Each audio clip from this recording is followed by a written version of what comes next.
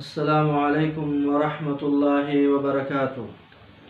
الحمد للہ رب العالمین والعاقبۃ للمتقین والصلاة والسلام علی اشرف الانبیاء والمرسلین، اما بعد، قال الامام ابن تیمیہ رحمہ اللہ: ومن الایمان باللہ الایمان بما وصف به نفسه فی کتابہ العزیز وبما وصفه به رسوله محمد صلی اللہ علیہ وسلم من غیر تحریف ولا تعطیل ومن غیر تکییف ولا تمثیل۔ محترم ناظرین کرام، طلباء اعزام، معزز خواتین و حضرات، اللہ رب العالمین کے فضل و توفیق سے آج ہمارا شرح عقیدہ الواسطیہ کا یہ 11واں کلاس اور 11واں درس ہے، جس میں ہم انشاءاللہ الرحمن الایمان باللہ کی تشریح کریں گے۔ امام ابن تیمیہ رحمہ اللہ متن میں لکھتے ہیں کہ ومن الایمان باللہ، اور اللہ پر ایمان لانے میں سے یہ بات ضروری ہے، یہ عقیدہ بنانا ہے کہ الایمان بما وصف به نفسہ فی کتابہ العزیز، کہ اللہ رب العالمین نے جس طرح اپنے بارے میں کتاب عزیز میں بتایا ہے اسی طرح ایمان لانا ہے اللہ پر۔ وَبِمَا وَصَفَهُ بِهِ رَسُولُهُ محمد صلی اللہ علیہ وسلم، اور جس طرح محمد صلی اللہ علیہ وسلم نے اللہ کے بارے میں بتلایا ہے اسی کے مطابق اللہ پر ایمان لانا ہے، بغیر تحریف کے، بغیر تعطیل اور انکار کے، بغیر کیفیت بیان کرنے کے، اور بغیر تمثیل اور تشبیہ بیان کرنے کے۔ اس متن کی شرح میں صفحہ نمبر 94 پر مکتبہ الدرر السنیہ کا جو کتاب جن طلباء کے پاس ہے، صفحہ نمبر 94 پر امام خلیل حراز صاحب فرماتے ہیں: وَقَوْلُهُ وَمِنَ الْإِيمَانِ بِاللَّهِ إِلَىٰ آخِرِهِ۔ خلیل حراز صاحب فرماتے ہیں: ھذا شروع فی التفصیل بعد الاجمال۔ یہاں سے امام ابن تیمیہ رحمہ اللہ نے جہاں پر پہلے اجمالی بات ذکر کر دی تھی کہ فھذا اعتقاد الفرقۃ الناجیۃ المنصورۃ اہل السنۃ والجماعۃ الایمان باللہ وملائکتہ وکتبہ ورسلہ والیوم الخیر والبعث بعد الموت وقدر خیرہ وشرہ۔ وہاں پر کہتے اجمال تھا، اور یہاں سے اس کا تفصیل شروع ہو رہا ہے۔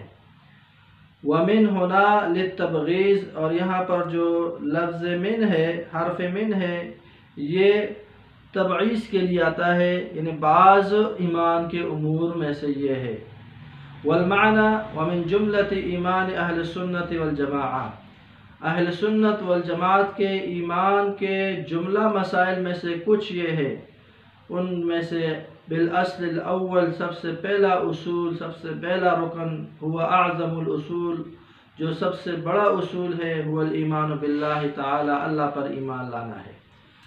انہم، کہ بے شک جو اہل سنت والجماعت ہے، یؤمنون بما وصف به نفسہ، اہل سنت والجماعت اللہ پر ایسا ایمان رکھتے ہیں جیسے اللہ نے خود اپنے بارے میں کتاب عزیز میں بتایا ہے، جیسے اللہ کے بارے میں محمد الرسول اللہ صلی اللہ علیہ وسلم نے بتلایا ہے، اس نہج پر اللہ پر ایمان لانا ہے۔ اور وہ کون سا نہج ہے؟ وَقَوْلُهُ مِنْ غَيْرِ تَحْرِيفٍ۔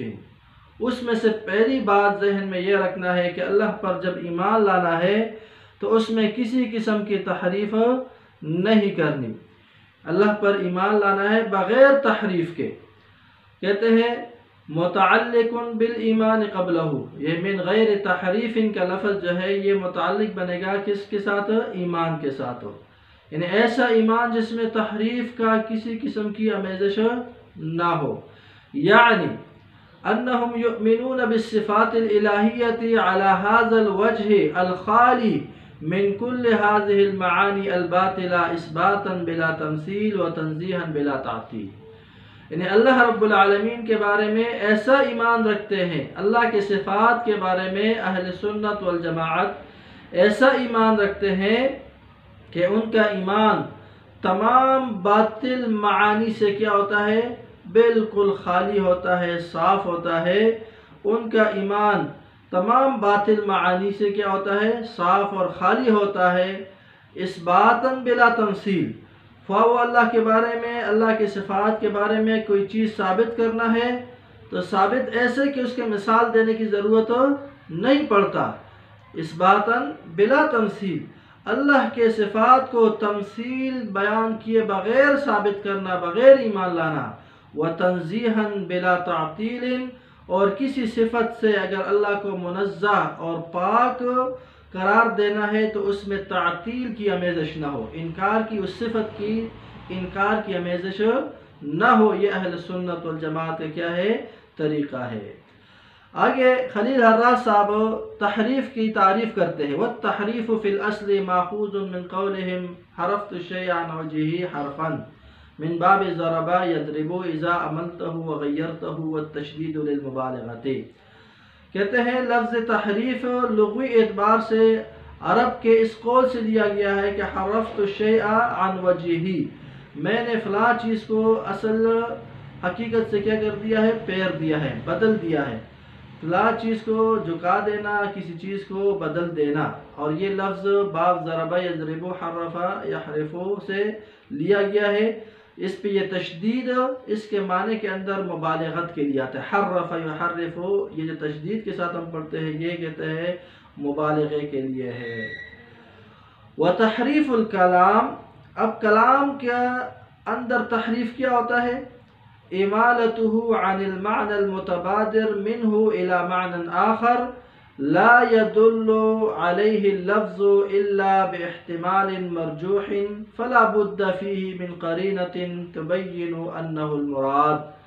کہتے ہیں کلام میں تحریف یہ ہوتا ہے، کسی کلام کے اندر تحریف کا مطلب یہ ہے کہ کلام کو آپ مشہور یعنی رائج معنی، جو مشہور معنی ہے، جو متبادر الی الذہن یعنی جلدی ذہن میں جو معنی آنے والا ہے، اس سے آپ ہٹا کر اس سے آپ دوسرا معنی مراد لیں۔ اس کلام سے آپ کیا کرتے ہیں؟ دوسرا معنی مراد لیں جس پر بظاہر وہ لفظ دلالت نہ کر رہا ہو۔ جو معنی آپ لے رہے ہیں اس معنی پر یہ ظاہراً لفظ، یہ ظاہراً کلام دلالت نہیں کر رہا۔ ضروری بات ہے کہ اس معنی مرجوحی کے اندر، اس لفظ کے اندر کوئی ایسا قرینہ پایا جاتا ہے جس سے آپ وہ مراد واضح ہو سکے، جس سے آپ کا وہ مراد کیا ہو جائے؟ واضح ہو سکے۔ کلام کا اپنے اصل معنی سے پھیر کر کسی دوسرے معنی کی طرف لے جانا، کسی دوسرے معنی کی طرف لے جانا جو معنی ظاہراً لفظ سے واضح نہیں ہوتا ہو، مگر اس کلام اور اس لفظ میں کوئی ایسا قرینہ ہوتا ہے جس قرینے کی وجہ سے آپ اس سے وہ اپنا مرجوحی معنی مراد لے سکتے ہیں۔ اس کو کہتے ہیں تحریف الکلام۔ وَأَمَّا التَّعْطِيلُ، تعطیل کا معنی کرتے ہیں فَهُوَ مَأْخُوذٌ مِنَ الْعَطْلِ الَّذِي هُوَ الْخُلُوُّ وَالْفَرَاعُ وَالتَّرَكُ وَمِنْهُ قَوْلُهُ تَعَالَى وَبِئْرٍ مُعَطَّلَةٍ أَيْ أَمْهَلَهَا أَهْلُهَا وَتَرَكُوا وِرْدَهَا۔ تعطیل کا معنی خلیل حراز صاحب کرتے ہیں کہ یہ لفظ عطلہ سے ماخوذ ہے۔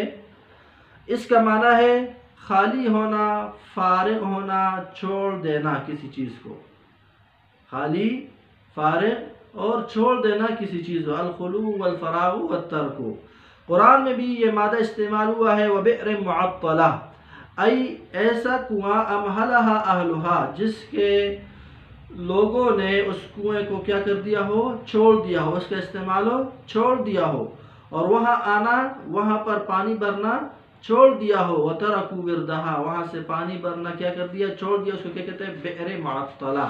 تو تعطیل کا مطلب کیا ہے؟ کسی چیز کو چھوڑ دینا، کسی چیز کو خالی رکھ دینا، کسی چیز کا سرے سے انکار کر دینا۔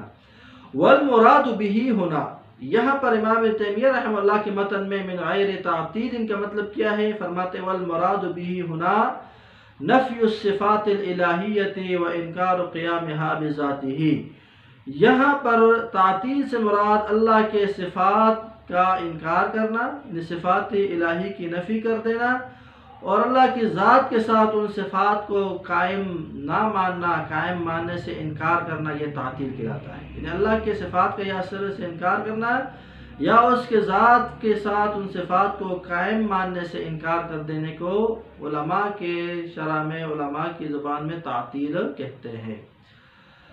آگے خلیل حراس فرماتے ہیں فالفرق بین التحریف والتعطیل، تحریف اور تعطیل میں فرق کیا ہے؟ ان التعطیل نفی للمعنى الحق الذي دل علیہ الکتاب والسنہ، تعطیل ہے کہ کتاب و سنت کا جو لفظ ہے اس لفظ سے جو حق معنی حقیقی معنی ثابت ہوتا ہے اس معنی سے سرے سے انکار کرنا، اس کو کیا کہتے ہیں؟ تعطیل۔ اس معنی سے کتاب و سنت میں ایک لفظ اللہ کے لیے ثابت ایک صفت آیا ہے، اس صفت سے جو معنی سمجھ آتا ہے، حقیقی جو معنی سمجھ آتا ہے، اس معنی کا سرے سے انکار کر دینے کو کیا کہتے ہیں؟ تعطیل۔ وَأَمَّا التَّحْرِيفُ، اور جو تحریف ہے فَهُوَ تَفْسِيرُ النُّصُوصِ بِالْمَعَانِي الْبَاطِلَةِ الَّتِي لَا تَدُلُّ عَلَيْهَا، تحریف کا مطلب ہے کہ آپ نصوص کا ایسا تفسیر کرتے ہیں باطل معانی کے ساتھ جس پر وہ نصوص دلالت نہیں کرتے، اس کو تحریف کہتے ہیں، اس کو کہتے ہیں تحریف کہتے ہیں۔ تو گویا کہ وَالنِّسْبَةُ بَيْنَهُمَا الْعُمُومُ وَالْخُصُوصُ مطلق، ان دونوں کے درمیان یعنی تحریف اور تعطیل کے درمیان جو نسبت ہے وہ عموم اور خصوص کی ہے، دونوں کے مابین عموم اور خصوص مطلق کی نسبت ہے۔ مطلب اس کے کیا ہے؟ یعنی تعطیل تحریف سے عام ہو جائے گا، تعطیل تحریف سے عام ہو جائے گا۔ مطلب اس کا یہ ہے یعنی جب کسی بھی کلام میں تحریف ہوگی، جب بھی کسی کلام میں تحریف پائی جائے گی تو تعطیل بھی ہوگی، تو کیا ہوگی؟ تعطیل بھی اس کلام میں ہوگی، اور جب کسی کلام میں تعطیل پائی جائے گی تو وہاں تحریف نہیں ہوگی۔ اس کو کہتے ہیں عموم و خصوص مطلقاً، کہ ایک لحاظ سے سمجھنا وہ تعطیل کیا ہو جائے گا؟ عام ہو جائے گا، اور تحریف کیا ہو جائے گا؟ خاص ہو جائے گا۔ بمعنی انہ کلما وجد التحریف وجد تعلیل، جس بھی کسی کلام میں آپ تحریف کرتے ہیں وہاں پر خود بخود تعطیل بھی آ جائے گا، اور جہاں تعطیل ہوگا وہاں پر تحریف نہیں ہوگا۔ وَبِذَلِكَ يُوجَدَانِ مَعًا فِي مَنْ أَثْبَتَ الْمَعْنَى الْبَاطِلِ وَنَفَى الْمَعْنَى الْحَقِّ، کہتے ہیں اس وجہ سے یہ دونوں پائے جاتے ہیں اکٹھے اس شخص کے طریقہ کار میں جو باطل معنی کو ثابت کرتا ہے اور حق معنی کی نفی کرتا ہے۔ باطل معنی کو ثابت کرتا ہے تو اس نے کیا کیا؟ ایک تحریف بھی کیا اور حق معنی کی تعریف بھی کی، حق معنی کی تعریف بھی تعطیل بھی کر دیا، تو دونوں چیزیں ایک چیز میں کیا ہوگی؟ ثابت ہو گئی۔ وَيُوجَدُ التَّعْطِيلُ بِدُونِ التَّحْرِيفِ فِي مَنْ نَفَى الصِّفَاتَ الْوَارِدَةَ فِي الْكِتَابِ وَالسُّنَّةِ، اور صرف تعطیل وہاں پایا جاتا ہے، اس کے ساتھ تحریف نہیں ہوتا، اس شخص کے حق میں جو شخص صرف نفی کرتا ہے صفات الہیہ کی، وہ صفات جو کتاب و سنت میں کیا ہے؟ وارد ہے، وہ اس کی نفی کرتا ہے، اس کی غلط تشریح یا غلط باطل تفسیر نہیں کرتا، تو یہاں پر صرف تعطیل واقع ہوتی ہے، تعطیل پایا جاتا ہے اس شخص کے حق میں۔ وزعم أن ظاهرها غير مرادها ولكنه لم يعين لها معنى آخر وهو ما يسمونه بالتفويض۔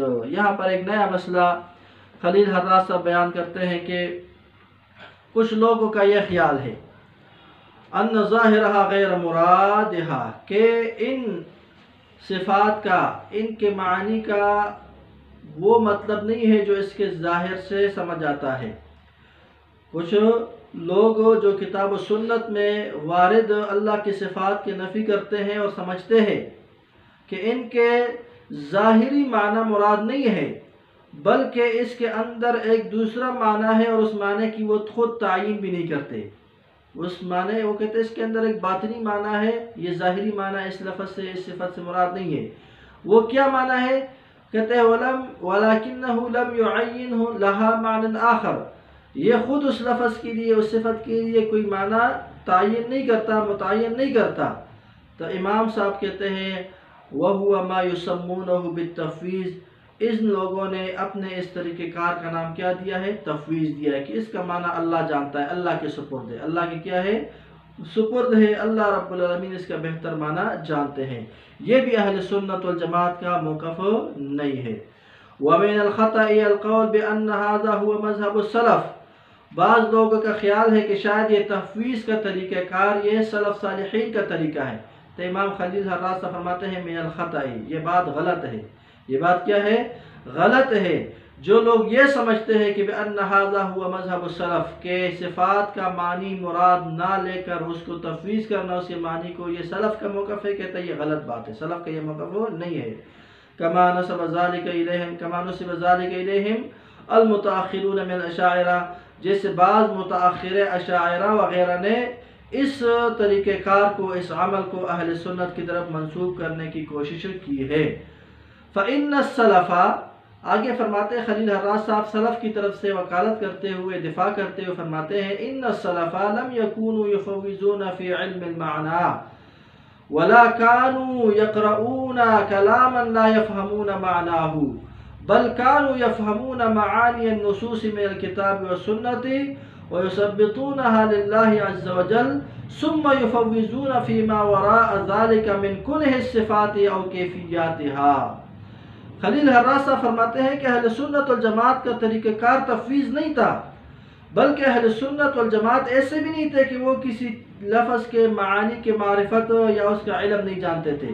نہیں، اہل سنت والجماعت کیا کرتے تھے، وہ ایک لفظ کو پڑھ کر، ایک کلام کو پڑھ کر اس کے معانی کو سمجھتے تھے، اس کے معانی اور مفہوم کو سمجھتے تھے، اس معانی اور اس کلام کے نصوص کو، کتاب و سنت کے نصوص کو سمجھ کر اس سے ایک معنی مراد لیتے تھے، اور اس معنی کو پھر یثبتونھا للہ، اللہ کے لیے وہ الفاظ، وہ صفات اللہ کے لیے وہ ثابت کرتے تھے۔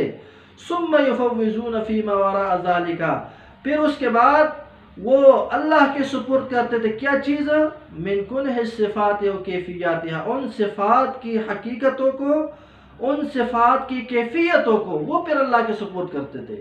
مثال کے طور پر ایک لفظ ہے اللہ رب العالمین استوى علی العرش، عرش پہ مستوی ہوا، کیسے مستوی ہوا، ابھی کنہ الصفات، اس کی حقیقت کیا ہے، اس کی کیفیت کیا ہے، وہ اللہ کے سپرد ہے۔ باقی استوى کا مطلب معلوم ہے کہ اللہ مستوی ہوا۔ اللہ جس طرح اللہ رب العالمین کے لفظ ضحک کے اللہ ہنستے ہیں جیسے اس کے شایع نشان ہے، تو ضحک کا مطلب ہے ہنسنا۔ آگے کیا اس کا کنہ ہے، حقیقت کیا ہے، اس کا کیفیت کیا ہے، وہ کما یلیق بشأنہ و جلالہ، جیسے اللہ کے شایع نشان ہے، جیسے اللہ کی عظمت کے لائق ہے۔ تو اہل سنت والجماعت کلام کے معانی کو وہ تفویض نہیں کرتے تھے، بلکہ کلام سے معنی یفہمون، وہ سمجھتے تھے معانی کو، اس معنی کو اللہ کے حق میں ثابت بھی کرتے تھے، اس صفت کو اللہ کے حق میں ثابت بھی کرتے تھے۔ آگے ثابت کرنے کے بعد ان صفات کا کنہ، یعنی ان صفات کا جو حقیقت ہے اور اس کی کیفیت ہے، وہ اللہ کے سپرد کرتے تھے۔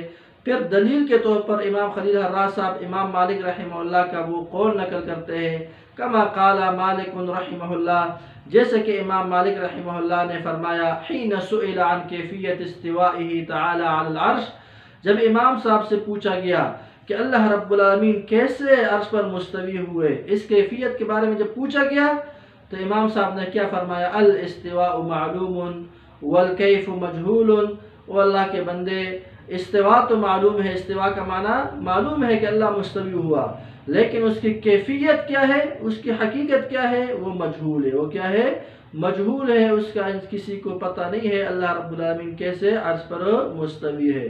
آگے کیفیت کے بارے میں ہم کیا کرتے ہیں، تفویض کرتے ہیں۔ باقی لفظ یا صفت کے معنی کے بارے میں تفویض کرنا یہ اہل سنت کا موقف نہیں ہے، یہ اہل سنت کی طرف بعض جو متاخرین اشاعرہ ہیں وہ منسوب کرتے ہیں۔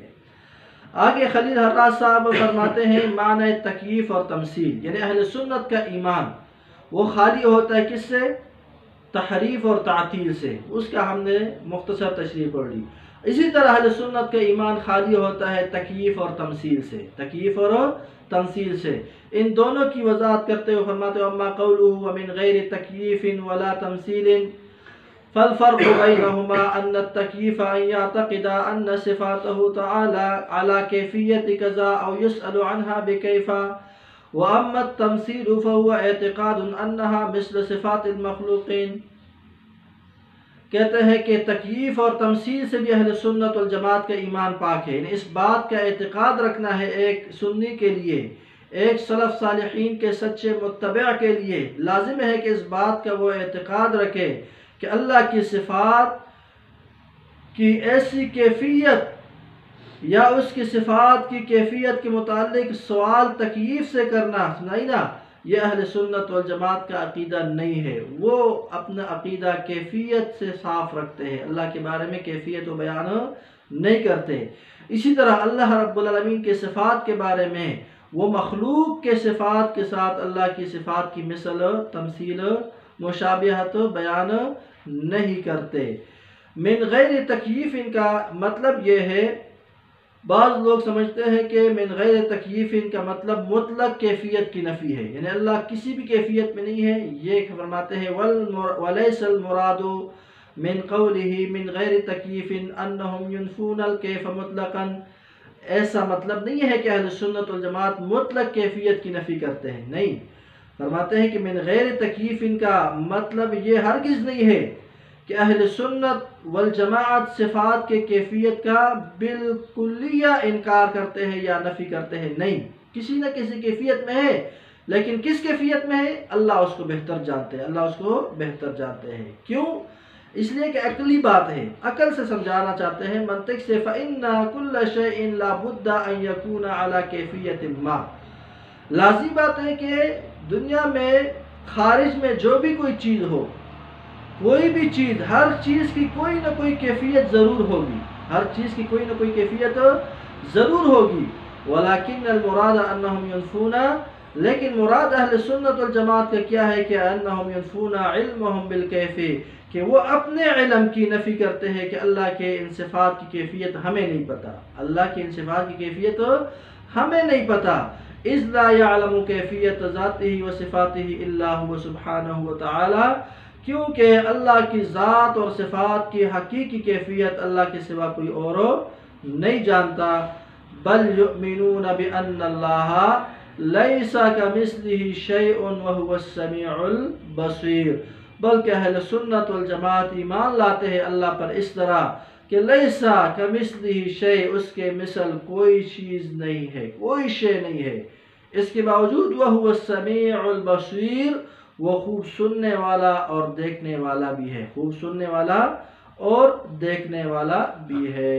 تو انشاءاللہ الرحمن لیس کمثلہ شیء وہو السمیع العلیم والی آیات کی ہم کل تشریح کریں گے۔ یہ اللہ رب العالمین کے صفات کے باب میں ایک جامع ترین اور ایک اصولی آیات اور قاعدہ ہے کہ اللہ کی صفات میں اس بات بھی ہے اس آیات میں، اور اللہ رب العالمین کے صفات کے بارے میں تمثیل کی نفی بھی ہے کہ لیس کمثلہ شیء، اللہ کی ذات اور صفات جیسے کوئی شے نہیں ہے، یہ آپ نے کیا کر دیا ہے، نفی کر دیا۔ لیکن ساتھ ساتھ وہ السمیع البصیر میں اس بات بھی کر دیا کہ وہ خوب سننے والا اور دیکھنے والا بھی ہے۔ انشاءاللہ اس آیت کی تشریح خلیل حراس صاحب کیا کرتے ہیں، اس پر انشاءاللہ کل کے درس میں گفتگو ہوگی، درس نمبر 12 میں۔ اللہ سے دعا ہے کہ اللہ رب العالمین ہمیں اپنا عقیدہ سمجھنے کی توفیق عطا فرمائے، اور اللہ رب العالمین ہمیں سلف صالحین کے عقیدے کے مطابق زندگی گزارنے کی توفیق عطا فرمائے۔ وصلی اللہ علی نبینا محمد وعلی آلہ وصحبہ اجمعین، والسلام علیکم ورحمۃ اللہ وبرکاتہ۔